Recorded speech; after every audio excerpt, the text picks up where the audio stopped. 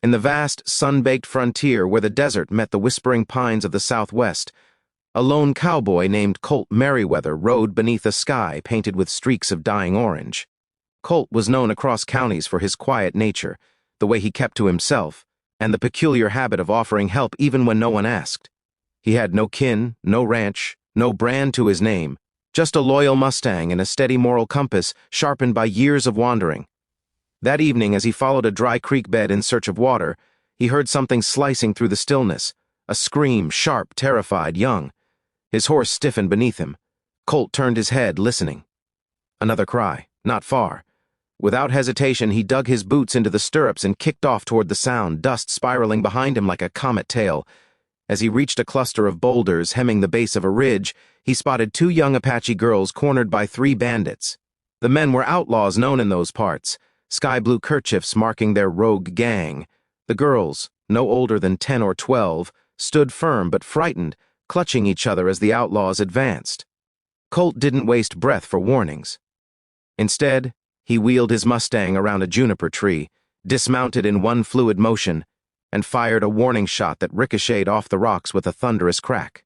The bandits spun toward him in shock. Colt stepped out, revolver steady, jaw locked. "Leave 'em," he said, voice calm but cold enough to freeze the heat. The outlaws sneered. "Ain't your business, cowboy." Colt fired again, this time grazing the leader's sleeve and pinning it to the boulder behind him. "I just made it my business." The fight erupted fast. Two men rushed him, the third ran for his horse. Colt ducked behind his own mount, returned fire, and in a dusty whirlwind of gunpowder smoke, grit, and adrenaline, he outmaneuvered them with a sharpshooter's precision. He wasn't aiming to kill. He shot to disable, sending the outlaws fleeing wounded and humiliated. When the last horse galloped off into the dry horizon, silence returned. Colt holstered his gun and approached the girls slowly so they wouldn't fear him. One of them, with bright, determined eyes, stepped forward first. She spoke softly in accented English, saying her name was Naya, and the younger girl was her sister Tala.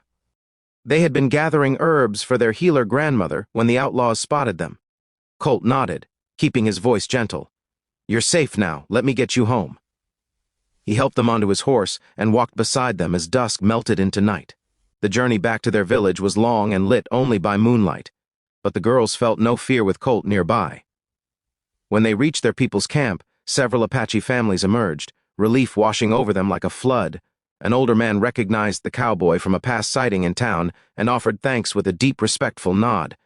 Colt bowed his head modestly, staying only long enough to ensure the girls were embraced by their family. Before anyone could offer food, payment, or praise, he quietly slipped away, mounting his horse and heading toward the open plains.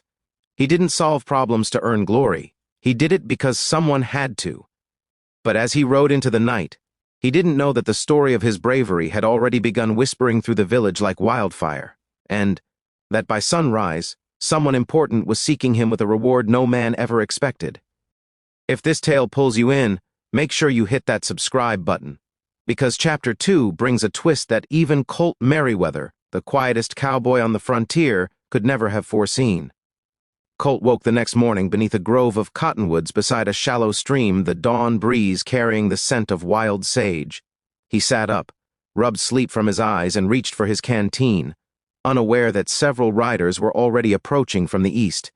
The rhythmic drumming of hooves made him glance up just as a group of Apache elders rode into view, their posture poised, their expressions unreadable yet calm. At their center rode a dignified woman in her 30s, wrapped in a traditional woven mantle marked with intricate geometric patterns that shimmered under the rising sun. Her presence alone carried an air of authority, strength, and warmth. Colt stood respectfully as they halted before him.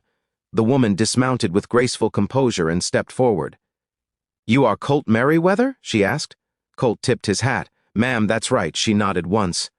"I am Ayana, mother of Naya and Tala." Her voice was steady, but carried an emotional weight that made even the wind pause. Colt felt a flicker of awkwardness. He never liked attention. "Your daughters are strong. They did most of the bravery themselves," he said modestly. Ayana raised a hand gently, stopping his self-effacing comment. "You saved their lives. In our way, a debt of life is not ignored." One elder stepped forward, holding something wrapped in a thick leather cloth. Colt braced himself for a ceremonial weapon, a gift of silver, or perhaps a pouch of desert gemstones, things he'd seen traded before.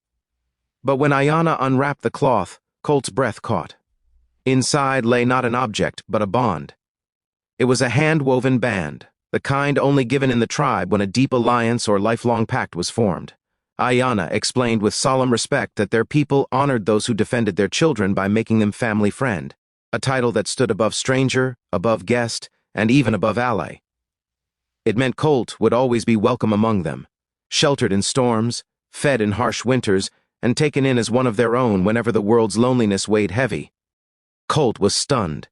He had wandered so long he'd forgotten what belonging felt like.